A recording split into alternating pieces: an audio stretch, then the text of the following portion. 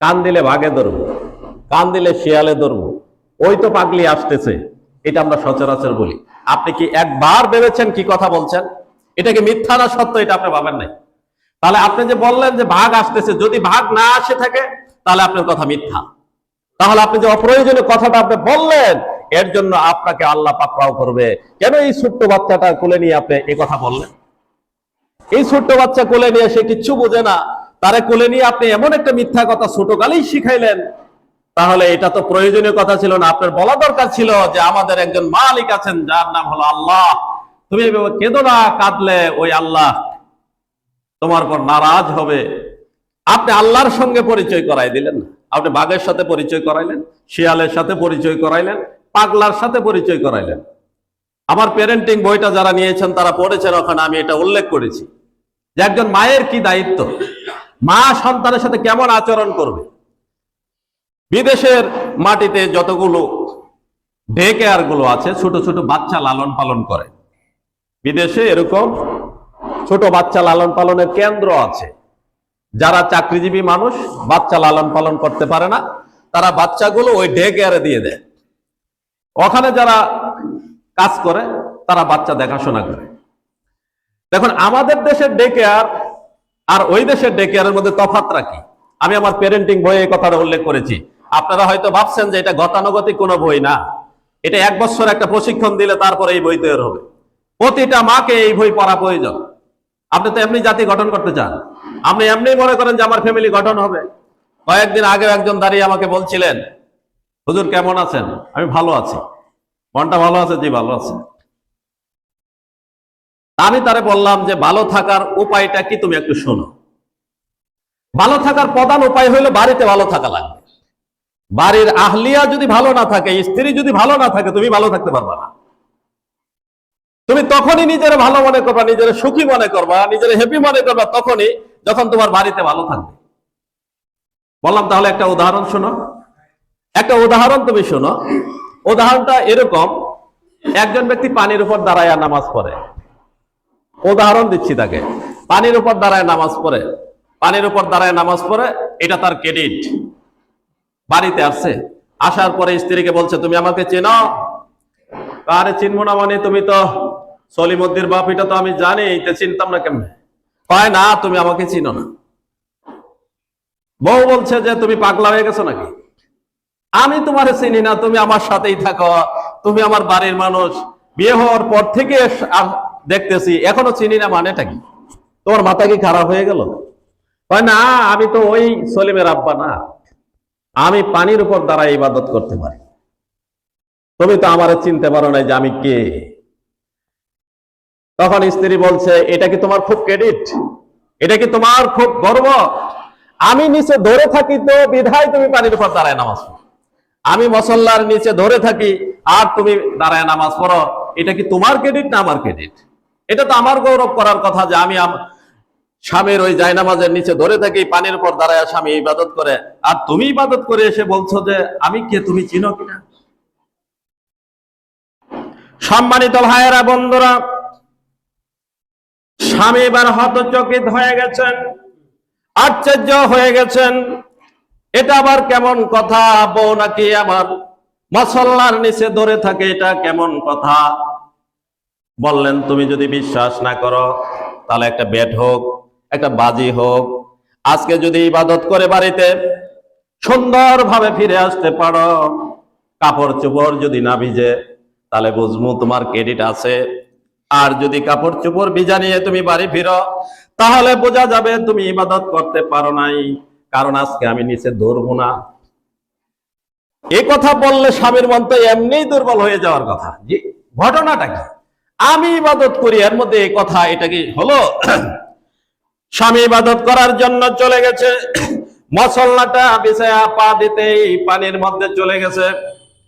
স্ত্রী লঙ্গি হাতে নিয়ে দাঁড়ায় রয়েছেন, স্বামী আসতেছে, এক পা আগায় আরেক পা পিছায়, আবার আগায় আরেক পা পিছায়, কারণ এখন সামনে যায় মুখ দেখাবে কেমনে?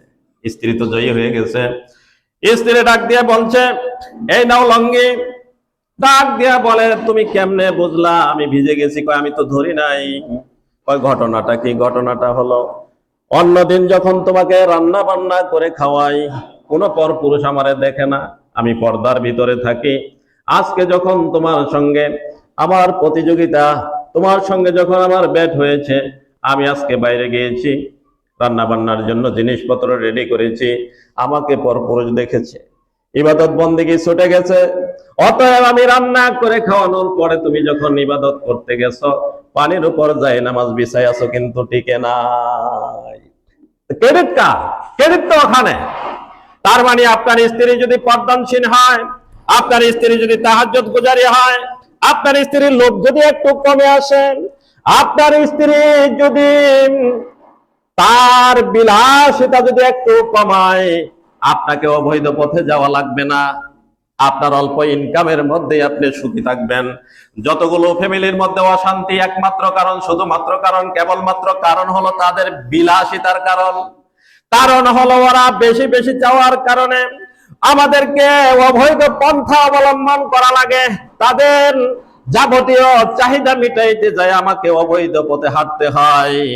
অতএব আমরা ভালো থাকতে পারি না, একমাত্র কেবলমাত্র কারণ হলো তারা যদি তাদের লোভগুলা সামলায় এবং তাদের বিলাস ব্যসনে যদি একটু একটু লাগাম টেনে নেয়, আমরা সুখী থাকতে পারবো। আমি বললাম যে আমরা সুখী কেমনে? তুমি তো এটা বোঝো নাই। সুখী এই জন্যে, যা নিয়ে আসি, আসার পর এবার পরামর্শ করি, সরকার এতগুলি টাকা দিছে, সারা মাস খাচ্ছি সরকারের, তারপরে এতগুলি টাকা দিছে, এটাতে কি করা যায়? তখন একটা লিস্ট তৈরি হয়। লিস্ট তৈরি হয় মাসের আজকে 1 তারিখ, 31 তারিখ পর্যন্ত সময়, এটি দিয়ে এটা কাঁচা তরকারি কিনা লাগবো, এটা দিয়ে জামাপত্র কিনা লাগবো, এটা ওষুধপত্র কিনা, সব একটা হিসাব করে পার্লামেন্টে একটা বিল পাস হয়ে যায়, বাজেট পাস হয়। তাহলে আপনি সুখী থাকবেন। আপনি কামাই করছেন 30,000, খরচের খাত দাঁড়ায় রয়েছে 50,000, আরো যে আপনি মালা চুরি বানাইতে দিচ্ছেন আরো 1 লাখ, তাহলে এখন উপায়?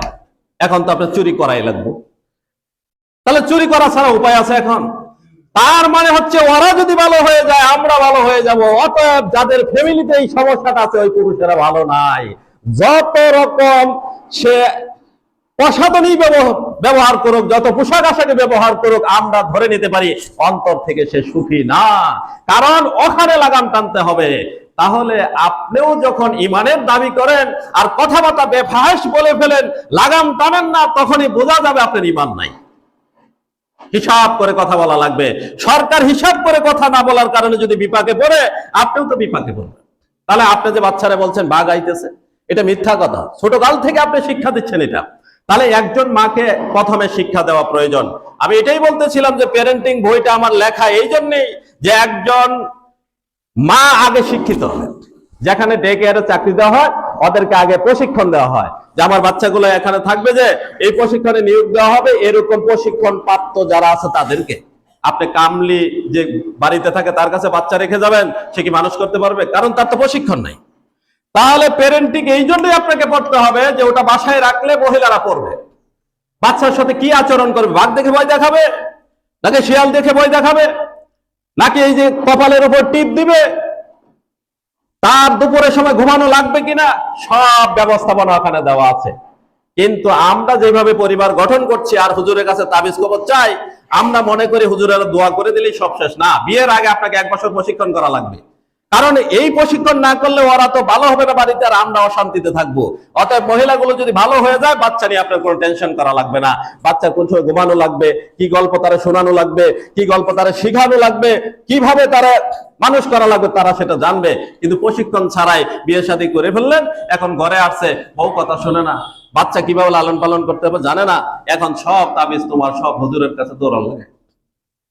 একটা বাড়িতেও পাওয়া যাবে না প্যারেন্টিং কোনো বই আছে। আমি অনেক পরে এটার সাথে পরিচিত হয়েছি, তারপরে লেখা শুরু করেছি, তারপর আপনাদের হাতে দিয়েছি। তারপরও যে লাজুক অবস্থা, 5-10টা বই আপনার ঘরে কেনার মতো সামর্থ্য নাই, অথচ আপনাকে মার্কেট থেকে কিনতে গেলে আপনি খোঁজ নিয়ে দেখবেন সেখানে। এটা আমার কোনো ক্রেডিট নেই। ক্রেডিট হলো আপনাদের, যে আপনাদের ফ্যামিলি ভালো হলে আমার কি? আমার ভালো হলো যে দেশ ভালো থাকবে, সকল মহিলারা ভালো থাকবে, পুরুষেরা ভালো থাকবে, আমাদের কাছে আসবে না।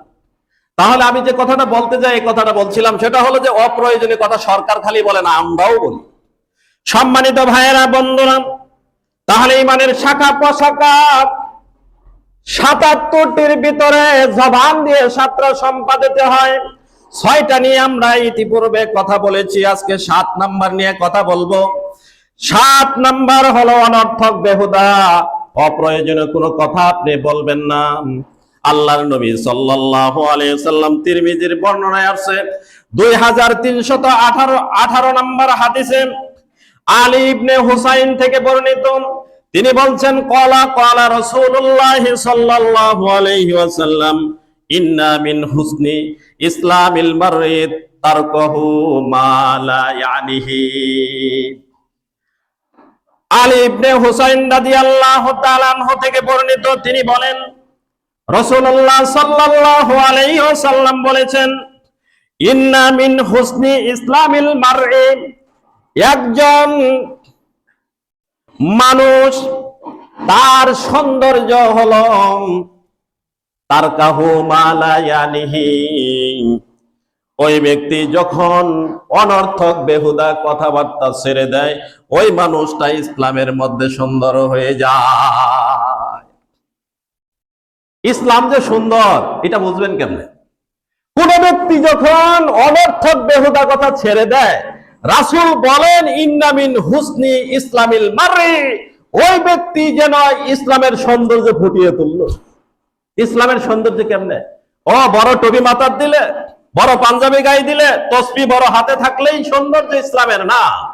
ইসলামের সৌন্দর্য ছিল একজন মুসলিম লাগাম টানবে কথার ভিতরে, কথা বলার সময় হিসাব করে বলবে, নিজের বাচ্চার সাথে বললেও হিসাব করে বলতে হবে যে আমি কি বলছি, এটা কি মিথ্যা না এটা সত্য, হিসাব করে বলতে হবে। তাহলে সে বোঝা যাবে যে ঈমান আপনার ভিতরে আছে, এটা জবান দিয়ে সম্পাদিত হয়। তাহলে আপনি একটু হিসাব করেন যে আমি ঈমানের মধ্যে আছি কি নাই। তাহলে আপনারা দেখে যে মানুষ ইসলাম গ্রহণ করে না, আজকে মুসলিম যে নিষ্পেষিত, মুসলিম যে তার পরিচয় হারিয়ে ফেলেছে, এই জায়গাতে কথা বলার শোনো কোনো হিসাব নাই, হাদিস না কোরআন নাকি অপ্রয়োজনীয় না প্রয়োজনীয় কোনো হিসাব নাই, বলছে তো বলছে। বিশেষ করে চাষ চলে গেলে আপনি দেখবেন, চাষ চলে গেলে কথাবার্তার কোনো শ্রী নাই, কে কি বলছে কোনো হিসাব নেই, অথচ তারা মুসলিম। দোকানপাটে বসলে দেখবেন কে কি বলছে কোনো হিসাব নেই, মুসলিম ওরা। তাহলে আমরাই তো তারা, আমরাই তো এলাকাতে বাস করি, আমাদেরকে নিয়েই তো দেশ। তাহলে মুসলমানের কাজ কি ছিল? চুপ থাকে না, কথা বলার সময় হিসাব করে যদি বলার প্রয়োজন হয় আপনি বলেন। সম্মানিত ভাইয়েরা বন্ধুরা, তাহলে ঈমানের দাবি হলো এই জবানটাকে কন্ট্রোল করা লাগবে। আল্লাহ তাআলা সূরাতুল লোকমানের মধ্যে আয়াত নাম্বার 6 আল্লাহ বললেন ওয়া মিনান নাসি মাইয়াশতারি লাহওয়াল হাদিস। আল্লাহ তাআলা বলেন মানুষের মধ্যে কেউ কেউ এমন আছে লিউদিল্লা আন সাবিলিল্লাহি বিগাইরি ইলমিন, যারা না জেনে আল্লাহর পথ থেকে মানুষকে বিভ্রান্ত করার জন্য বেহুদা কথাবার্তা বলে। ওয়ায়াত্তাখিজাহা হুজওয়ান, আর তারা সেগুলোকে হাসি ঠাট্টার খোরাক বানায় নেয়। উলাইকা লাহুম আযাবুম মুহিন, আল্লাহ তাআলা বলেন তাদের জন্য লাঞ্ছনাকর শাস্তি রয়েছে। সম্মানিত ভাইয়েরা বন্ধুরা, সূরাতুল লোকমানের এই 6 নম্বর আয়াতে আল্লাহ বললেন লাহওয়াল হাদিস। এই লাহওয়াল হাদিসের ব্যাখ্যায় আল্লামা ইবনে কাসির রাহিমাহুল্লাহ বলেছেন 3টা কথা ওখানে পাওয়া যায়। 1 নাম্বার হলো গান বাজনায় লিপ্ত থাকা যাবে না। আল্লাহ বললেন লাহওয়াল হাদিস, অনর্থক কথাবার্তা, এগুলো কিছু মানুষ টাকা দিয়া কিনা নেয়। তার মানে আল্লামা ইবনে কাসির বলেন গান বাজনায় লিপ্ত থাকা, এটা ইবনে তাবারিতে আছে 2 নম্বর 20 নম্বর খণ্ডের 127 পৃষ্ঠাতে তিনি বলেছেন গান বাজনায় লিপ্ত থাকা। এই হাদিসের ব্যাখ্যা, এই আয়াতের ব্যাখ্যা করেছেন। এখন আপনি চিন্তা করে দেখেন আপনি কি কোনো গানের সঙ্গে সম্পৃক্ত কিনা। গানও আবার 2 ধরনের। এক ধরনের গান হলো যৌবনের সুরসুরি দেয়, আরেক ধরনের গান হলো আল্লাহ এবং রাসূলের দিকে ধাবিত করে। 2 নম্বর ব্যাখ্যা করেছেন গান শুনতে বা বলতে যারা পছন্দ করে তাদের কথা আল্লাহ বলেছেন। যারা গান শুনতে পছন্দ করে, গান বলতে পছন্দ করে তাদের কথা বলেছেন। 3 নম্বর পাওয়া যায় যারা টাকা দিয়ে গান কিনে। আমি গবেষণা করে দেখলাম আল্লাহ কেন এ কথা বললেন, টাকা দিয়ে আবার গান কিনে কেমনে, এখন বুঝতে খুব সুবিধা। কারণ হলো এমবি টাকা দিয়ে কিনা লাগে, আর এমবি খরচ করে গান শোনা লাগে। এটা হিসাব করে পাওয়া গেছে, ওই সব কারণে লেখে না এটা। তার মানে হলো 3 নম্বর ব্যাখ্যা হলো লাহওয়াল হাদিসের, যে টাকা দিয়ে গান কিনে, যুবকেরা ভালো করে কান লাগাইয়া শোনো, টাকা দিয়া গান কিনা যাবে না। টাকা দিয়া গান কিনলে আল্লাহ বললেন লিউদিল্লা আন সাবিলিল্লাহি বিগাইরি ইলমিন, এটা যে তারা করে একমাত্র কেবলমাত্র কারণ হলো তারা জানে না। টাকা দিয়া এটা কিনে, বিনা টাকায় কিন্তু হয় না। একজনে বলছে যে আমি তো এমনিই চালাই, এটা আমি কেমনে চালাবো? এমনি চালাই। এমনি কেমনে চলে? এটা পানি দিয়ে চলে না, কিছু চলে না, এমনি চলে। তাহলে তুমি কেমনে চালাও আমার একটু বোঝাও। উপরে ওয়াইফাই লাইন আছে, তো আমি নিচে বসে থাকি, ওখান থেকে কানেকশন দেই আমি। তুমি তো আরেকটা চুর। ওই বেটা টাকা দিয়ে নামাইছে ওখানে, আর তুমি এখানে বসে থেকে চুরি করে ওটার নাম্বার নিয়ে, তাহলে তো তুমি চোর। তাহলে এটা ভালো করতে হলে গান শুনলা তো অপরাধ হইতো, এখন চুরির অপরাধে পড়ছো তুমি। এরকম চোরের অভাব নেই এখন। রাস্তা দিয়ে হাঁটলে দেখবেন কত চোর যে বয়ে রয়েছে, যারা ওয়াইফাই নামাইছে এদের আশপাশে দেখবেন ঘুর ঘুর করতেছে এই পোলাপান গুলা। ওরা টাকা দিয়ে এমবি কিনে না, ওরা আরেকজনের এমবি চুরি করে কিনে, চুরি করে চালায় এরা। তাহলে চোর আমরা দেশে জন্ম দিতেছি। এগুলো অবশ্যই কারো সন্তান, অবশ্যই কারো ভাতিজা, অবশ্যই কারো নাতিয়ারা। এই চোরগুলা রাতের বেলায় ঘুরে ঘুরে বেড়ায়, আর এই এমবি এখান থেকে চুরি করে না। চোর কি গাছও ধরে? কি নাকি কি শুনে ওরা দুল দাস খালি দেখবেন, আর খালি গান বাজতেছে কানের মধ্যে লাগাই রাখছে। এটি আল্লাহ বলতেছে লাহুল হাদিস, গান কিনো না, টাকা দিয়ে গান কিনিও না, গান কিনিও না। আবার কেউ আছে কয় হুজুর বিরাট ইনকাম, ইউটিউবে ঢুকলে যে কি ইনকাম। আমি কি ইনকাম আমার একটু বোঝাও দেখি।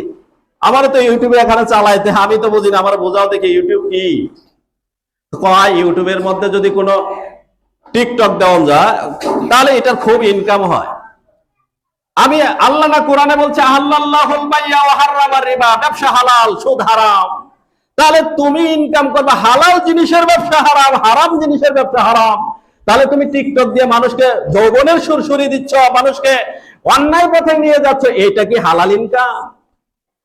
তাহলে ইনকামের কত পথ বাইরে হয়েছে এটা আপনি হিসাব করে পাবেন না। আর ওখানে যারা ইনকাম করতেছে এগুলো সব সত্য কথা কয়, টিকটক যারা করে সব মিথ্যা কথা। বাদাম্মা যতগুলো ক্যাসেট এই পৃথিবীতে রাখা গেছে সবগুলো মিথ্যা কথা। আপনি দেখবেন ওগুলো আগের রূপকথার কিচ্ছা কাহিনী। অতএব পৃথিবীতে যদি এরকম অকার্যকর অনর্থক বেহুদা কোনো কথা রেখে যায়, এটা ফেক সিলিউট হয়ে তার কবরে যাইতে থাকবে। ভালো কাজ করলে যে সদকায়ে জারিয়া হয়, এই খারাপ কাজ আপনার কবরে যাইতে থাকবে। অতএব অনর্থক কথা টাকা দিয়ে কিনা যাবে না। তাহলে মনে হয় চাষটলো বয়ে বয়ে আমরা অনর্থক কথা শুনবো নাকি? ওনাদের তো টাকা লাগে না, এমবি কিনলে নাই টাকা লাগে। তাহলে চাষটলো যখন বয়ে থাকবেন, ওরা যখন কমো আপনি মজা মাইরা শুনতে থাকবেন, এটা টাকা লাগবে না। না, কোনো অনর্থক কথা আপনি শুনবেন না। যদি মনে হয় যেটা অনর্থক, আপনি সেখান থেকে সরে আসবেন যে না আমি অনর্থক কথা শুনতে রাজি না। আর প্রয়োজনীয় কথা হলে আপনি কথা শুনবেন, কথা বলবেন আপনি।